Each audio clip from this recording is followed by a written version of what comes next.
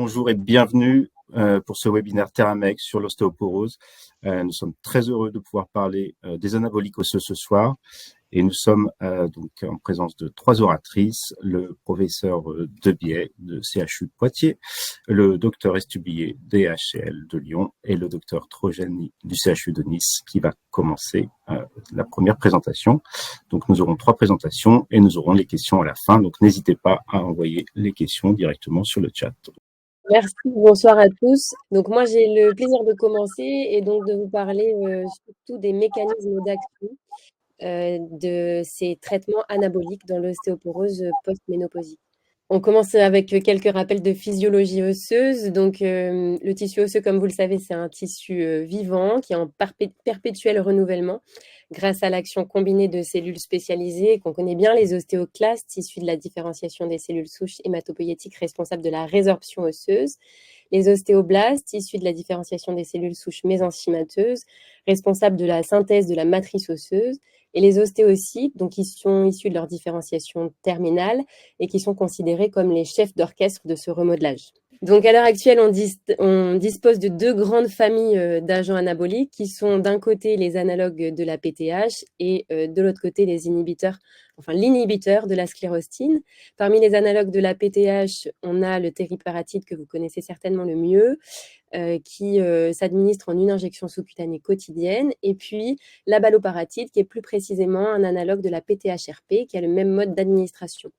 Ces deux molécules sont donc pro-anaboliques. Et puis ensuite, on a l'inhibiteur de la sclérostine, qui est le romosozumab, qui s'administre en injection sous-cutanée mensuelle et qui a la particularité d'être à la fois pro-anabolique et anti-résorbeur. L'ensemble de ces molécules vont entraîner la formation d'un nouvel os par des voies de signalisation qui sont distinctes mais interconnectées, dont on va parler plus précisément maintenant. Ce schéma permet de positionner l'ensemble des mécanismes moléculaires des traitements anti-ostéoporotiques disponibles. Et donc, cerclés de rouge, on verra les anaboliques dont on dispose, qui sont ici le tériparatide et l'abaloparatide, et juste en dessous, le romosozumab. Donc, on va commencer en se focalisant sur les mécanismes moléculaires des analogues de la parathormone, qui ont deux principaux modes d'action. Le principal, donc nos analogues vont venir se fixer sur le récepteur PTH1 au niveau des ostéoblastes et des ostéocytes et entraîner, à la suite d'un changement de conformation de ce récepteur et de l'action de l'adénylcyclase,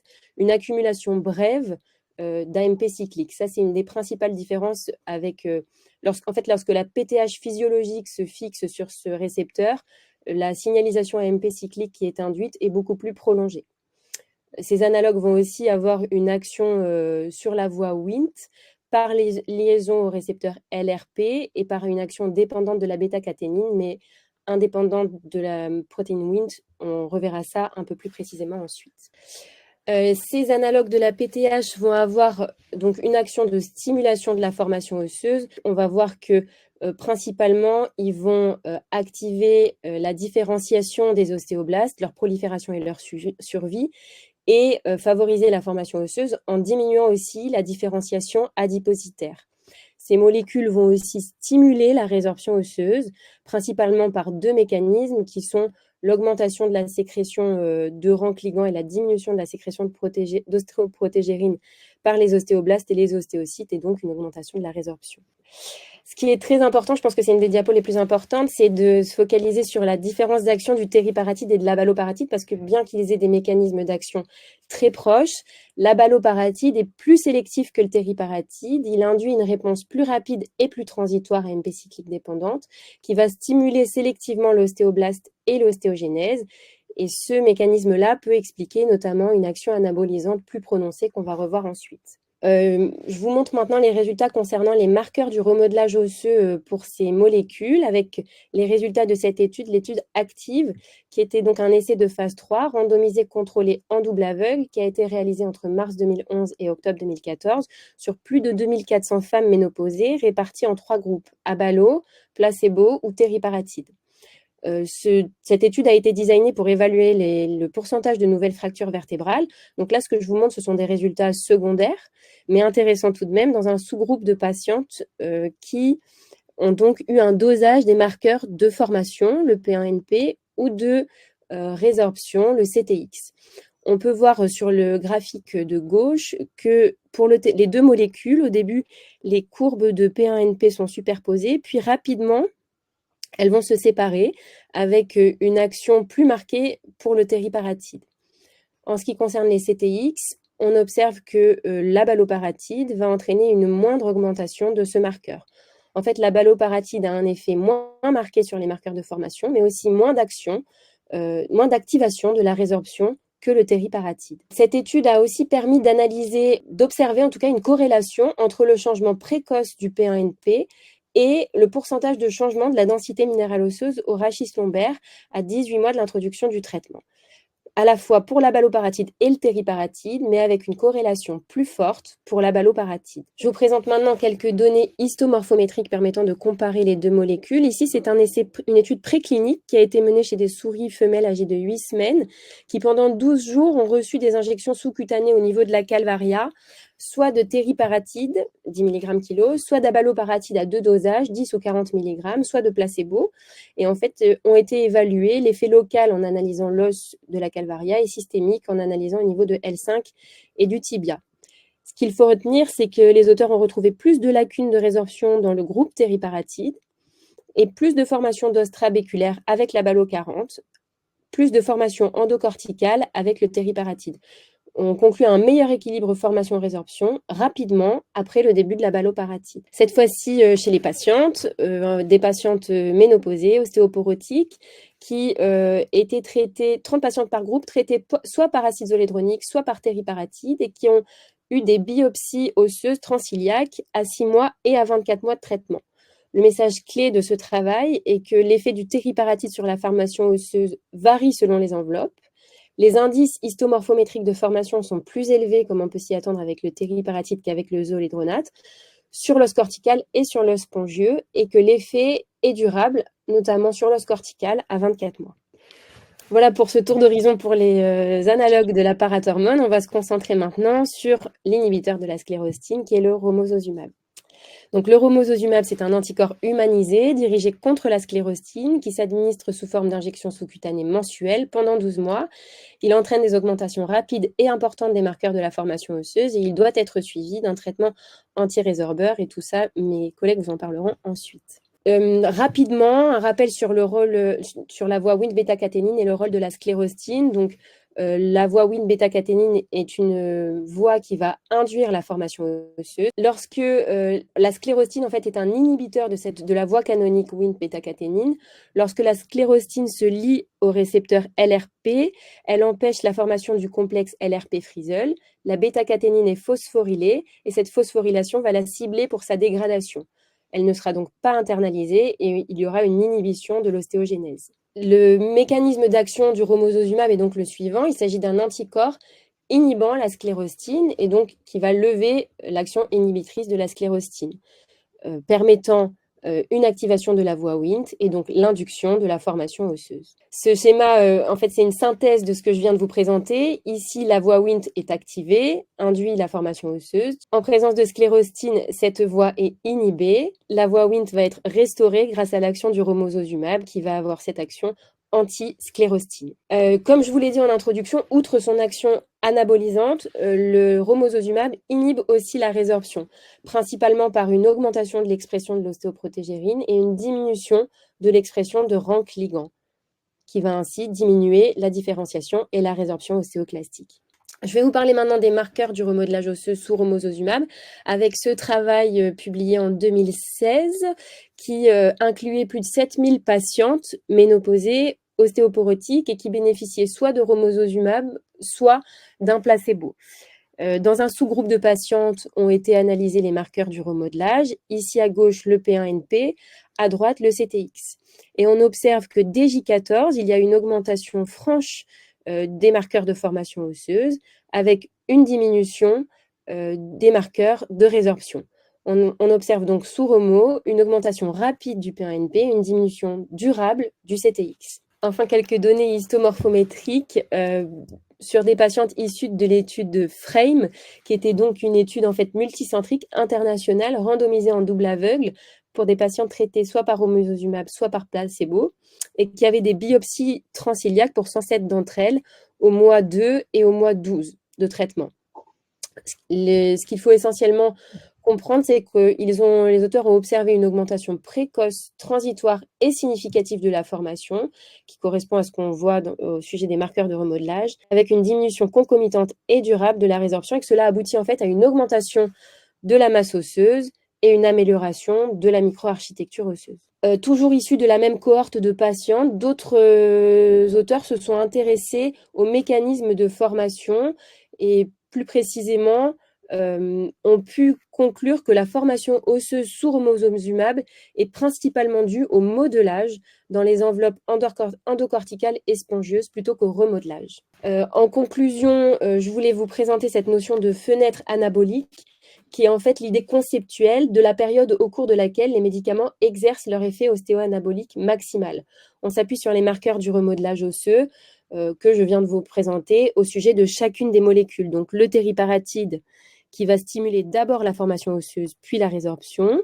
Comparé au tériparatide, l'abaloparatide qui présente un taux de formation et de résorption osseuse plus faible, mais un effet anabolisant net plus élevé. Et enfin le romosozumab qui lui entraîne une augmentation rapide de la formation osseuse et une inhibition de la résorption, suivie d'une diminution des deux paramètres après un traitement de 12 mois. Voilà, je vous remercie pour votre attention. Je vais laisser la parole au docteur Estublier en espérant que son diapo passe. Super. Donc, Charline Estublier, donc moi je suis médecin aux HCL à Lyon et donc après Marie-Charlotte qui vous a présenté les données d'histomorphométrie et puis les marqueurs osseux, moi je vais m'attarder plus spécifiquement sur les données densitométriques et fractures des 3 agents anaboliques. Donc, voici mes liens d'intérêt. Donc, on va débuter par le tériparatide qui est actuellement le seul disponible et qu'on peut prescrire en France.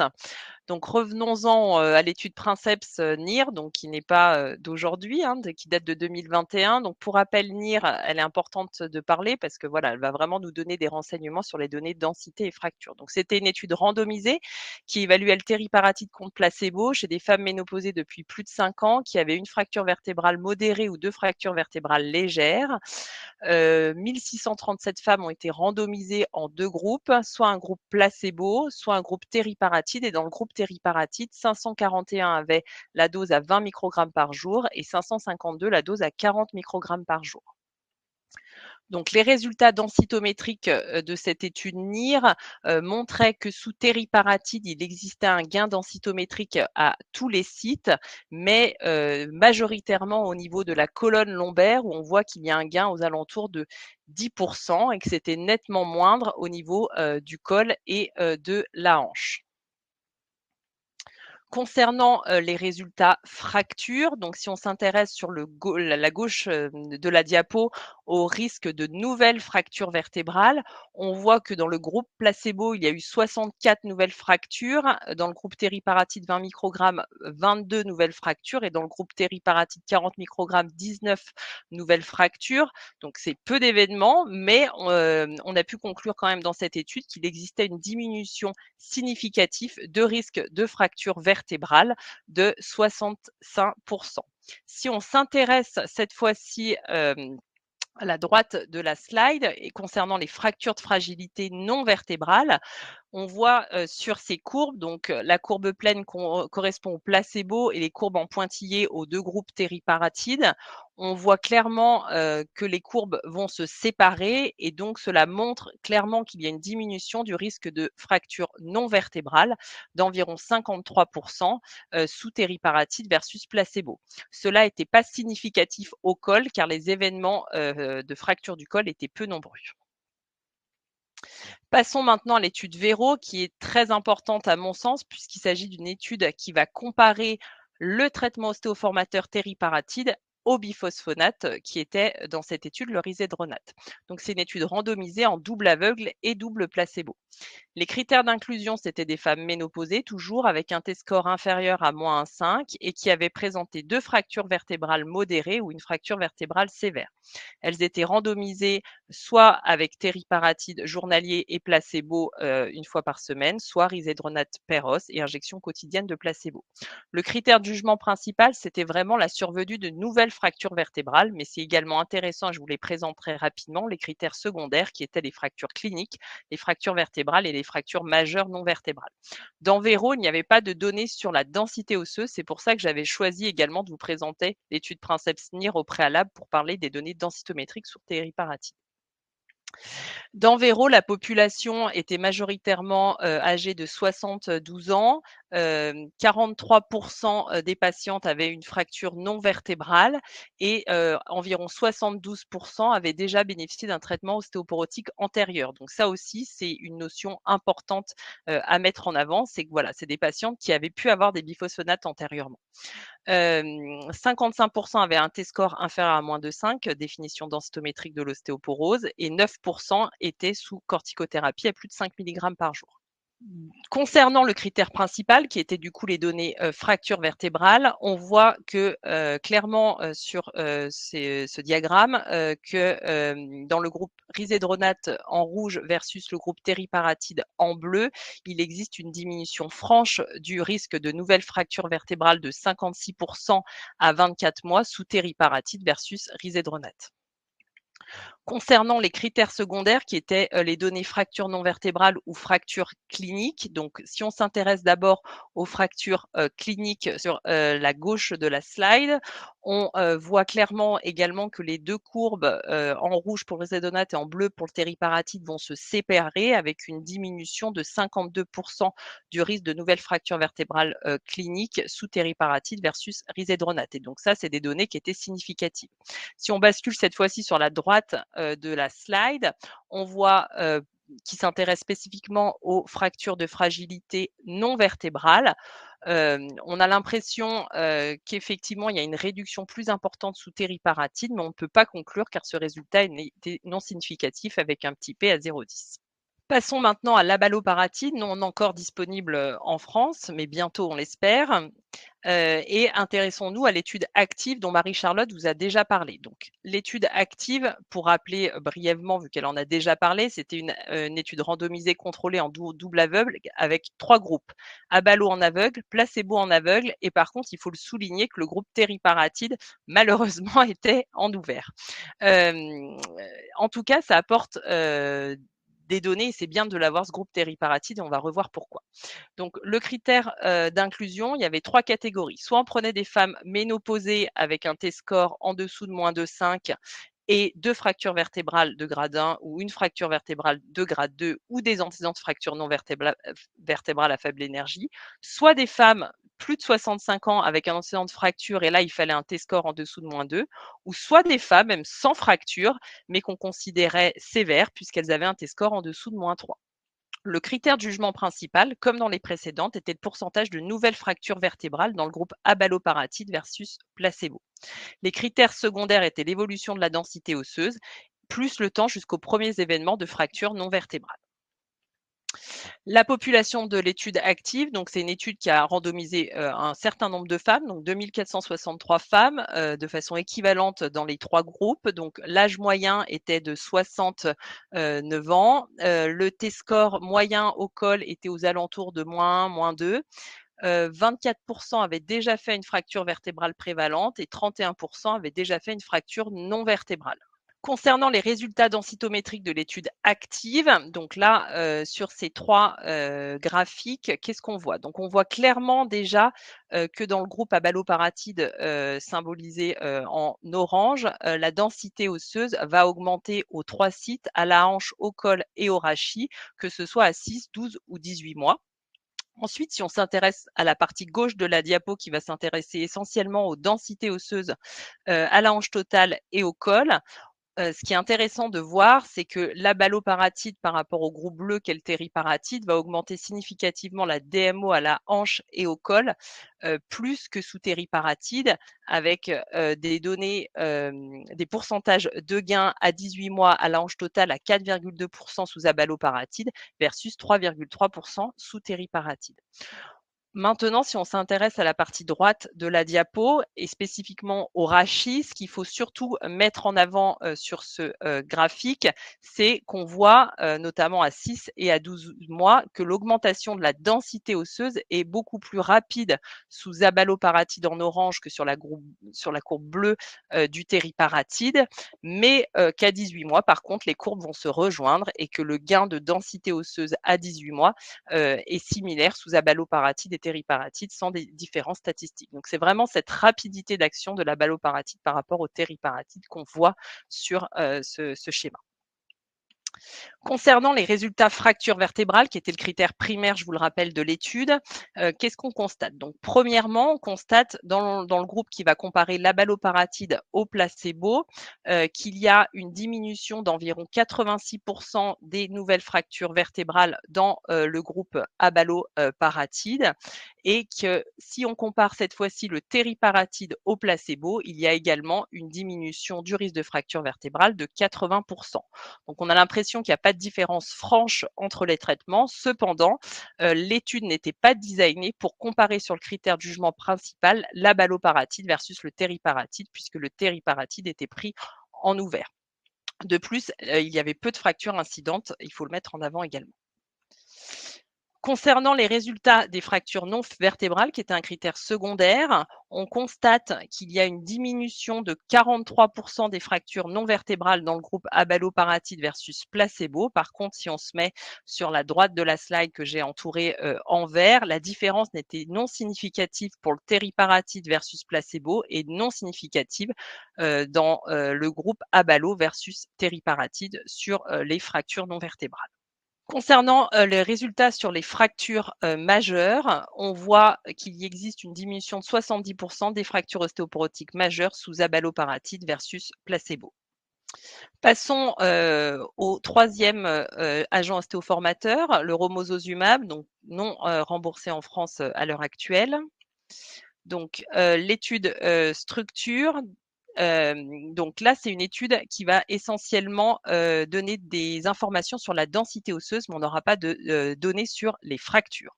Donc, les critères d'inclusion, c'était une étude randomisée, ouverte, qui compare le romo versus le tériparatide chez des femmes ménopausées à haut risque de fracture après un biphosphonate oral. Donc là aussi, c'est intéressant, les patientes ont déjà été traitées antérieurement par biphosphonate oral.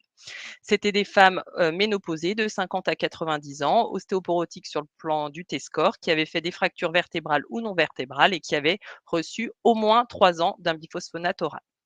436 femmes, donc 218 dans chacun des groupes, et donc il y avait un groupe romosozumab et un groupe tériparatide.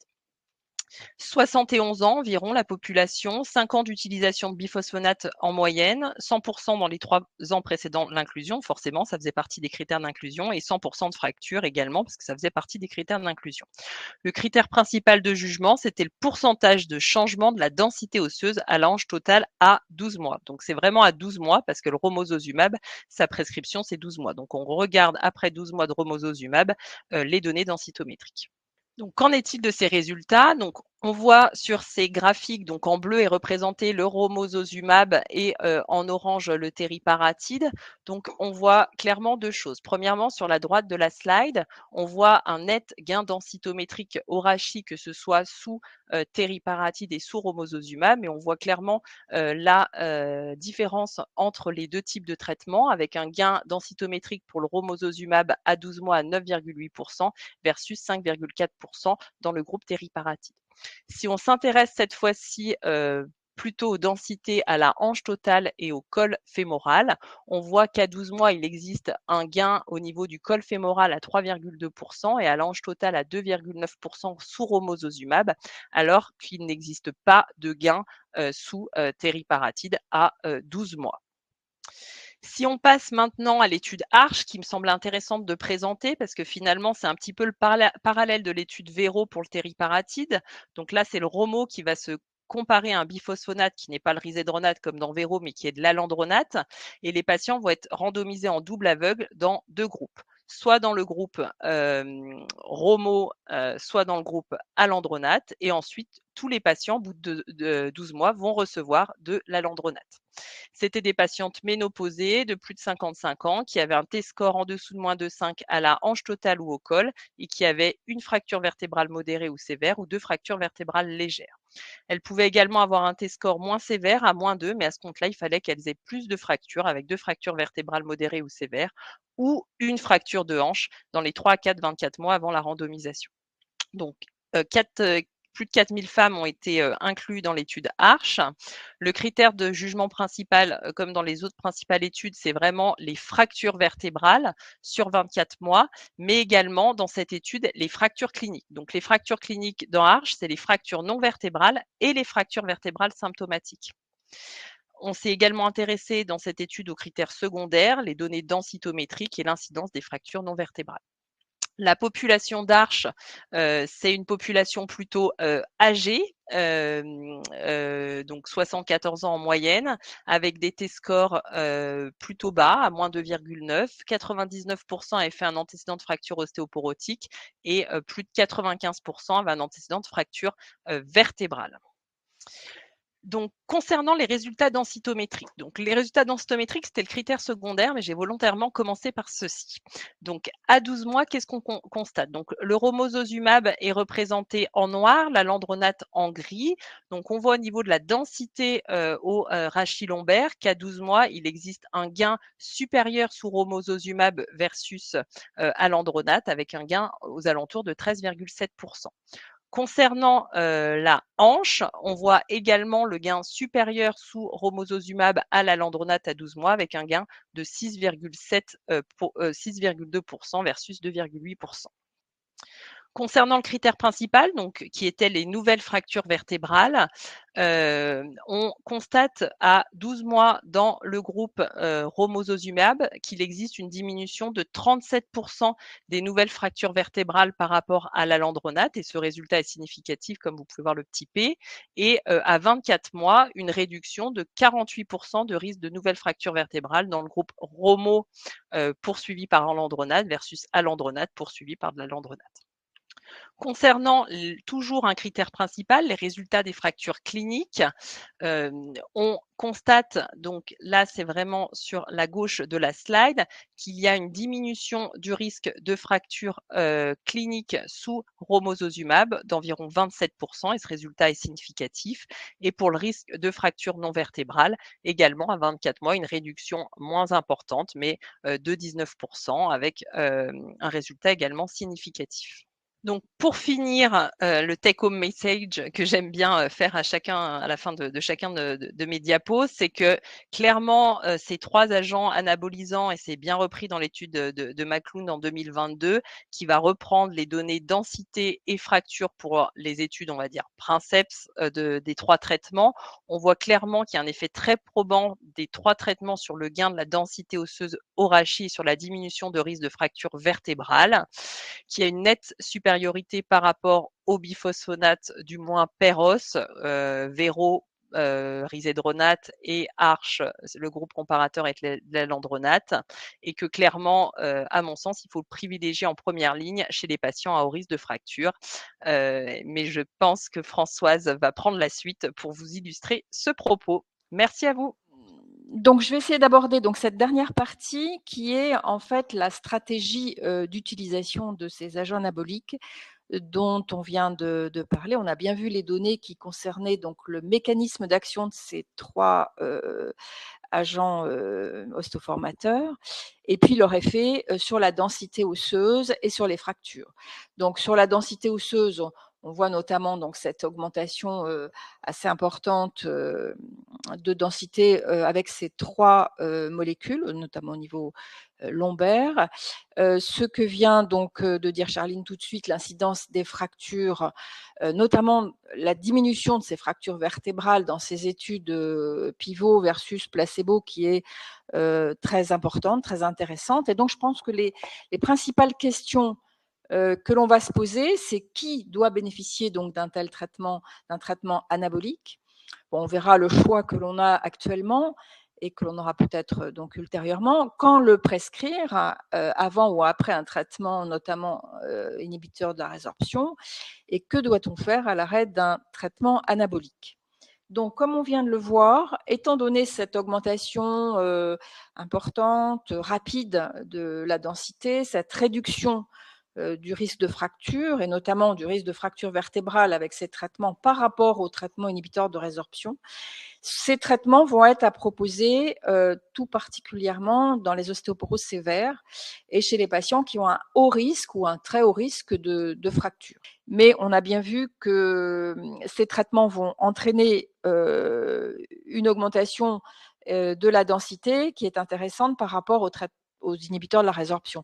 Donc, cette étude-là montre dans les différents, ce ne sont pas des études bien sûr tout à fait comparables, mais elle montre bien dans les différentes études Princeps l'augmentation de la densité minérale osseuse, alors ici au niveau lombaire, et on voit, donc je vous ai remis l'étude FRAME, donc le romosozumab, la baloparatide, le tériparatide, donc on va considérer le 20 microgrammes puisque le 40 microgrammes était dans les études, mais ce n'est pas celui qui est commercialisé, qui va donner ces augmentations de densité rapide par rapport donc à ces traitements inhibiteurs de la résorption que vous connaissez bien.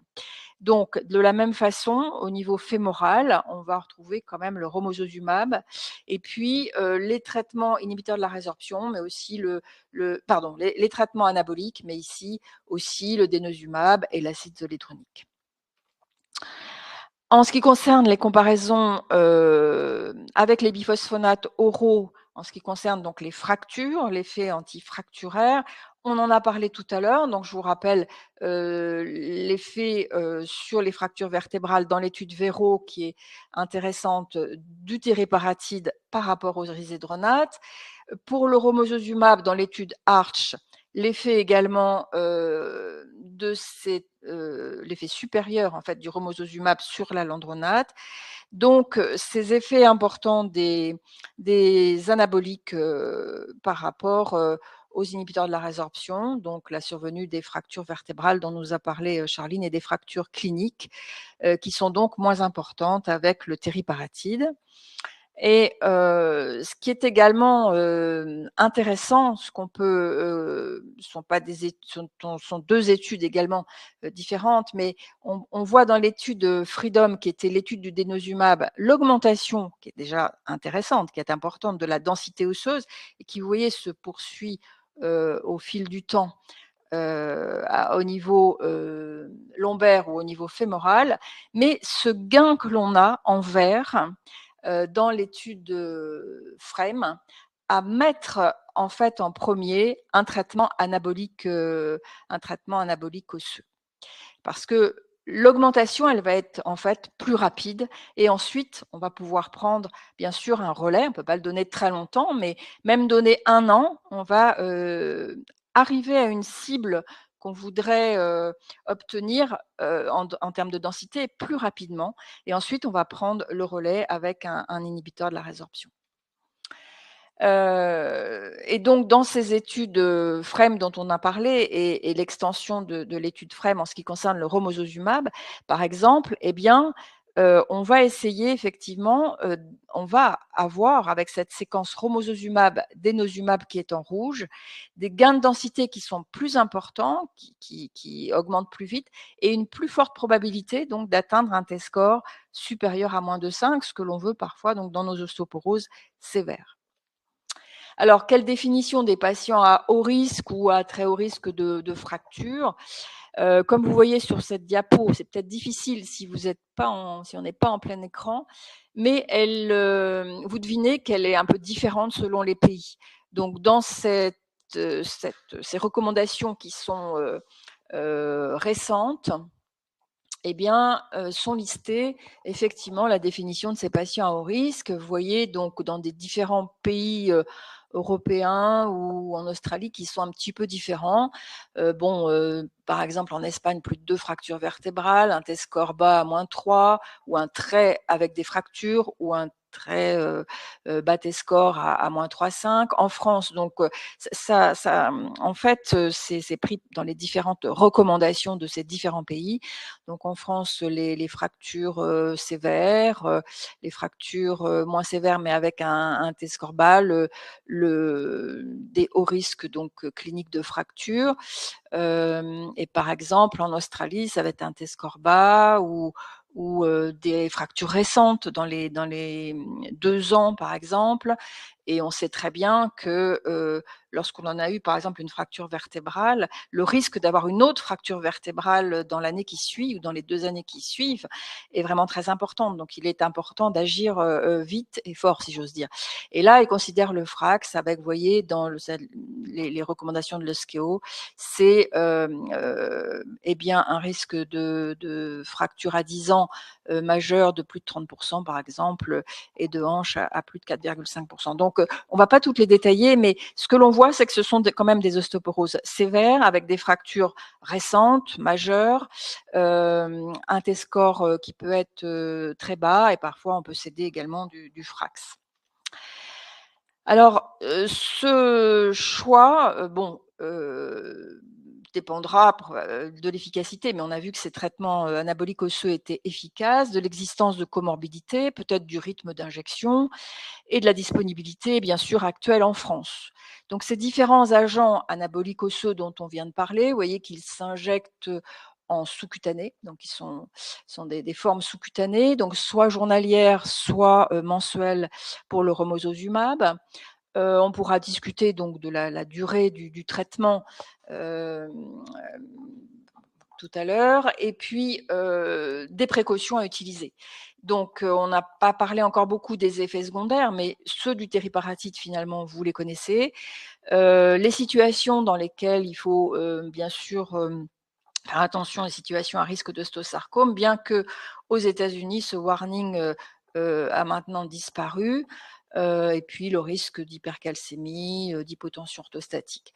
Pour la baloparatide, finalement, dans les comparaisons, on n'a pas de différence notable d'effets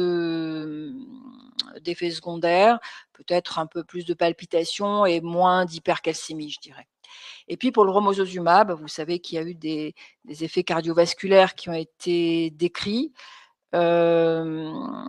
et qu'il faut faire attention finalement. Bon, on pourra en reparler aussi.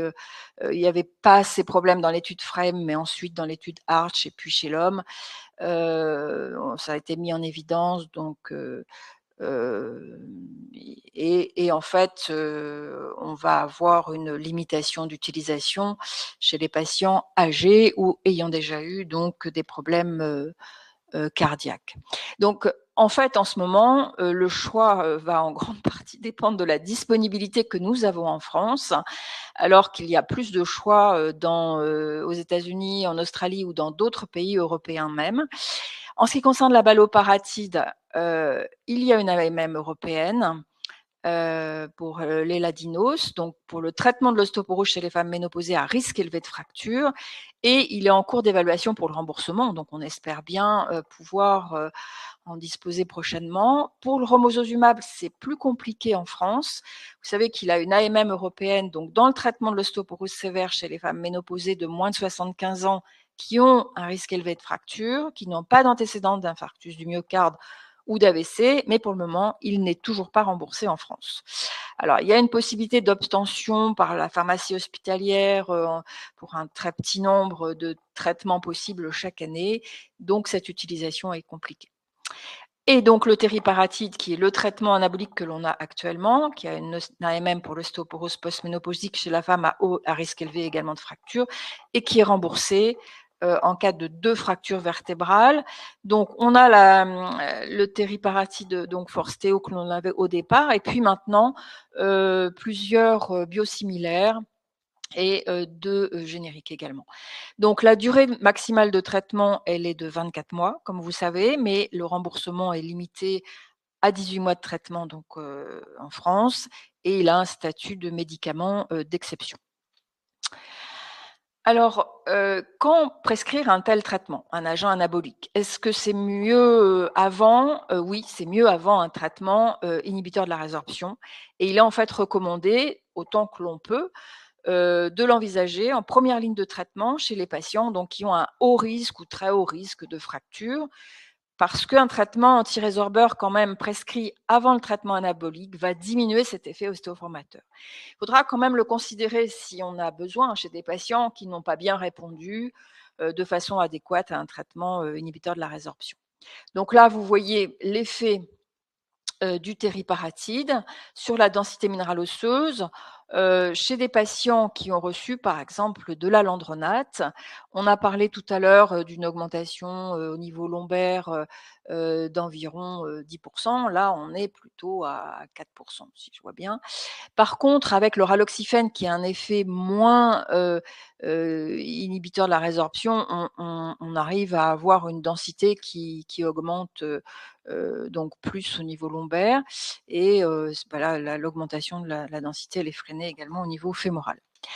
Chez des patientes qui ont été traitées par risedronate ou alendronate au moins 24 mois avant le traitement par tériparatide, donc le risedronate est en trait foncé plein et l'alendronate donc enfin, ceux qui reçoivent du tériparatide après alendronate en trait pointillé, on voit qu'effectivement après l'alendronate, eh bien l'augmentation est moins importante que qu'après le risedronate, mais on voit malgré tout qu'on n'atteint pas les proportions de chiffres qu'on a vus tout à l'heure quand il est prescrit de première intention.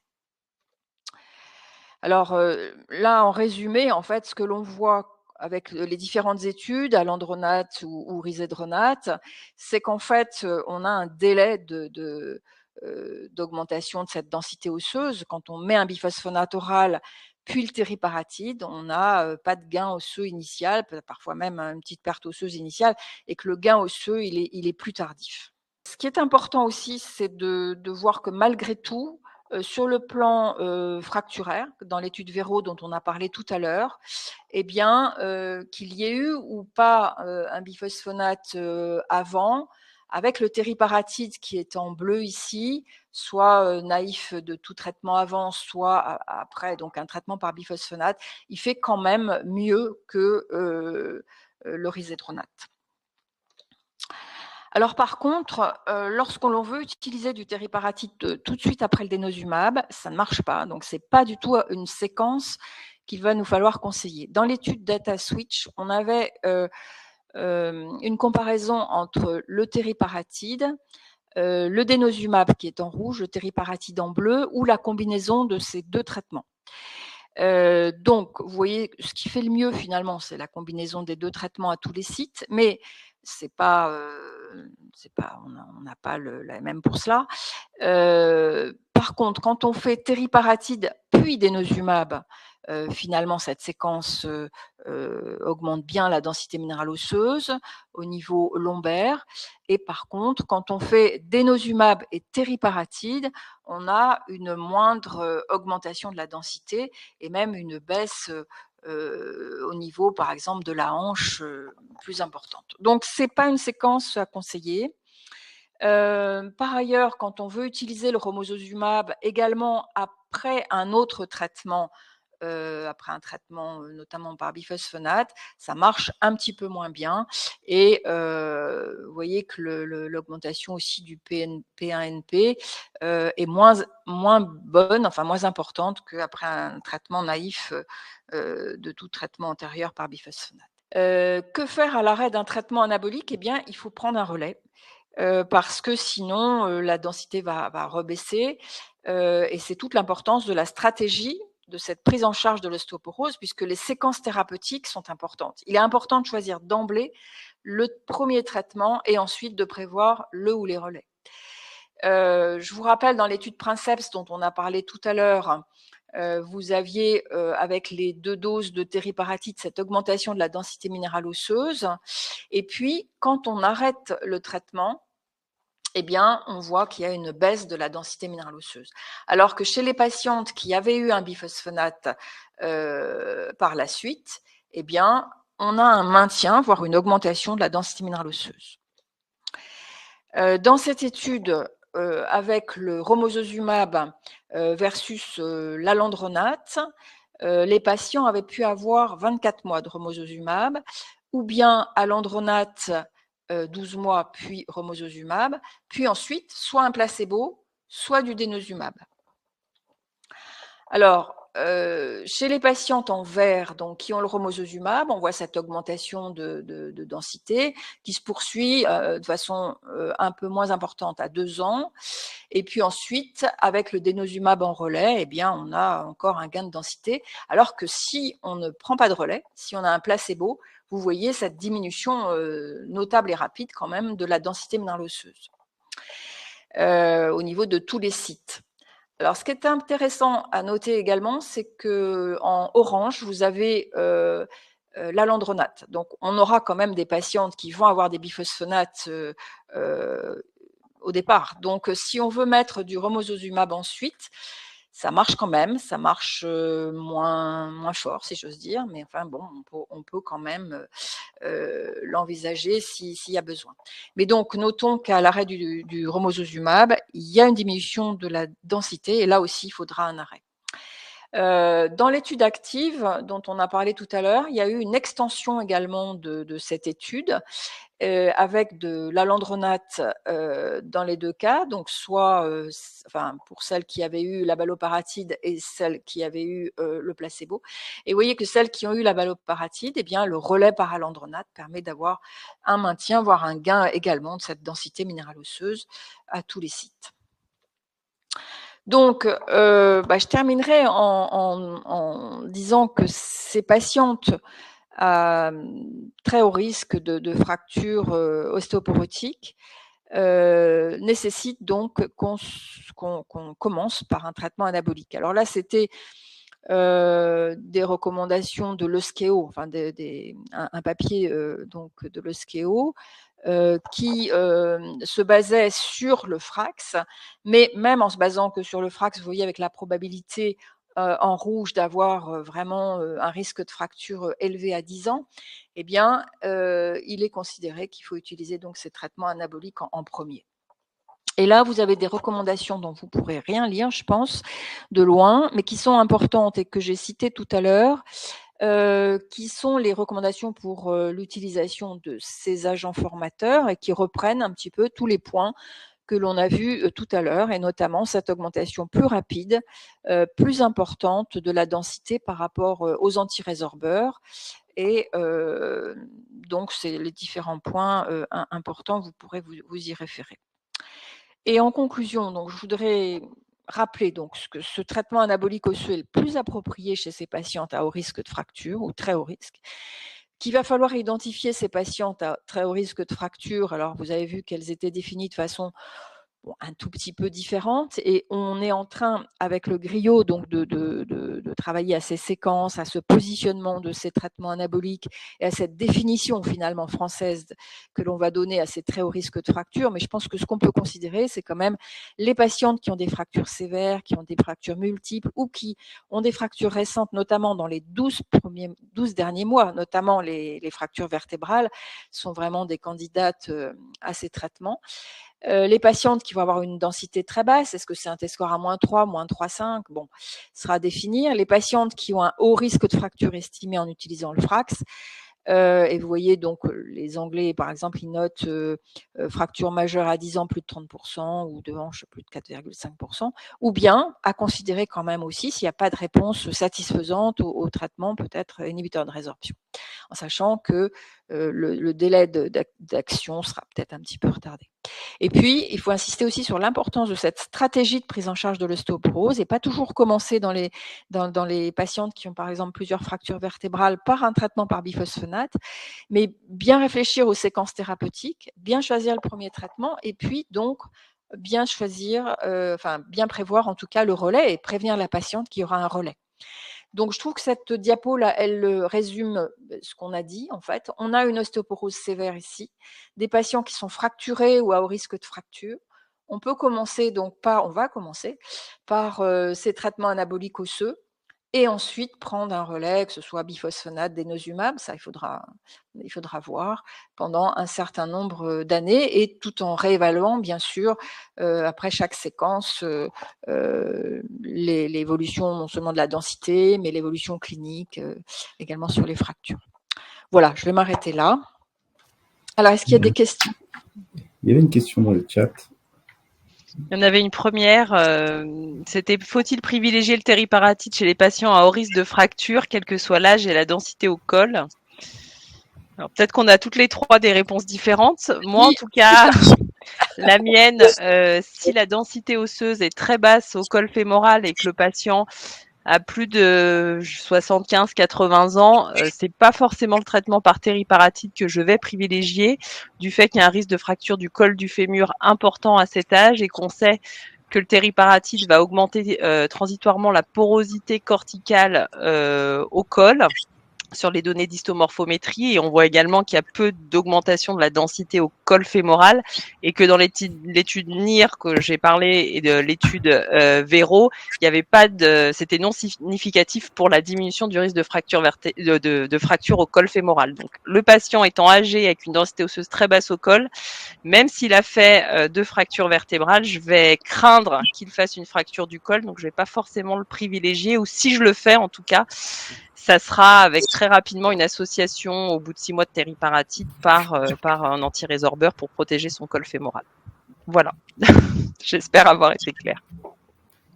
Oui, c'est une bonne solution aussi, ce dont tu viens de parler, c'est-à-dire de décaler un peu un traitement inhibiteur de résorption. Bon, là, on est dans des stratégies peut-être non validées, hein, mais oui, tout à fait. D'associer et de décaler un petit peu l'antirésorbeur par rapport à l'ostéoformateur. Bon, après, c'est vrai que dans l'étude Princeps, il n'y avait pas d'effet sur le col fémoral, mais peu d'événements. Il y avait peu d'événements fracturaires, et puis là, je crois, la moyenne d'âge était pas très élevée non plus. Non. Donc, bon, ça diminue le risque de fracture non vertébrale. Je crois qu'il faut voir aussi l'observance chez des personnes très âgées, hein, peut-être, ces personnes très âgées. Après, si la patiente est plus jeune, peut-être que si elle a plusieurs fractures vertébrales, on peut commencer quand même par du tériparatide et très vite prendre un relais, bien sûr, par biphosphonate après. Donc ça, c'est vrai que c'est une question pour laquelle il faut. Mais ouais. On peut se poser la question du seuil de densité aussi. Quand on dit DMO basse, on parle de quoi comme score finalement? Oui. Et puis est-ce que si on veut une cible, si on veut monter notre densité, est-ce que on va pas trouver avec un ostéoformateur puis un inhibiteur de la résorption? Ça dépend. Est-ce qu'elle vient de faire par exemple une fracture vertébrale récente, auquel cas on a peut-être intérêt à mettre un ostéoformateur puis l'antirésorbeur. Mais tout ça, c'est vraiment des questions au cas par cas, hein, je pense. Et je pense que ça sera plus simple chez ces patients âgés avec des densités basses au col, avec la baloparatide ou le romosozumab, voilà, du fait des données qu'on vous a présentées.